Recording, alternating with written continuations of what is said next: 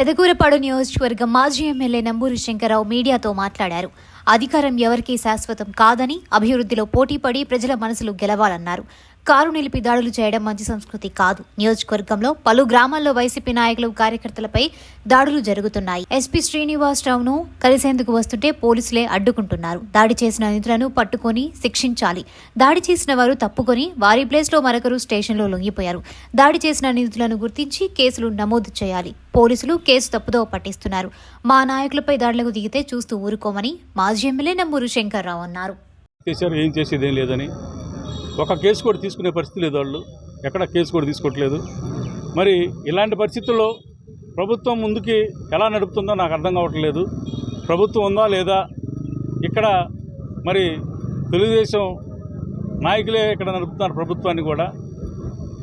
మరి ఒక డిపార్ట్మెంట్ని కూడా వాళ్ళే బెదిరించి పనులు చేయించే పరిస్థితి వచ్చేసారు. మరి ఇలాంటి పరిస్థితులు ఉంటే మరి గత 5 సంవత్సరాలు ఎలా నడిచిందో ప్రభుత్వం ఒకసారి మీ అందరికి తెలుసు. మరి ఇప్పుడు ఎలా నడుతుందో కూడా మీ అందరికి తెలుసు. ఇకనైనా మరి ఇవన్నీ మానుకొని ప్రభుత్వం మంచి పని చేయడానికి చేయండి. ఈ నియోజకవర్గంలో ప్రతి గ్రామంలో కూడా డెవలప్మెంట్ అయింది. సచివాలయం గతంలో ఎప్పుడూ కూడా ఎక్కడా కూడా జరగలేదు. ఈ నియోజకవర్గంలో అసలుకి అలా కొట్టడం అనేది లేదు. మరి నిన్న సాయంత్రం 6 గంటలకు సుమారు గీదా సామిరెడ్డి సీనియర్ నాయకుడు సర్పంచ్ చేశాడు, ఎంపీపీ చేశాడు, యాడ్ చైర్మన్ చేశాడు.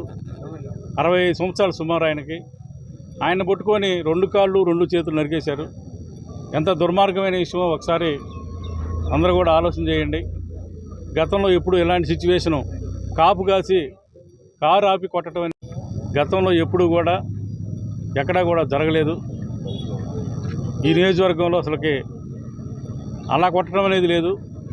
మరి నిన్న సాయంత్రం 6 గంటలకు సుమారు గీదా సామిరెడ్డి సీనియర్ నాయకుడు సర్పంచ్ చేశాడు, ఎంపీపీ చేశాడు, యాడ్ చైర్మన్ చేశాడు. 65 సంవత్సరాలు సుమారు ఆయనకి. ఆయన పట్టుకొని 2 కాళ్ళు 2 చేతులు నరికేశారు.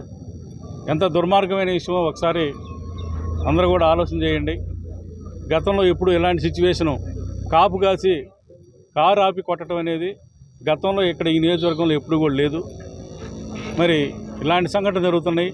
కొన్ని గ్రామాల్లో ఇప్పుడు కూడా మరి వైసీపీ నాయకులు గ్రామం వదిలిపెట్టి వెళ్ళిపోయారు. వాళ్ళు వస్తే చంపేస్తారు.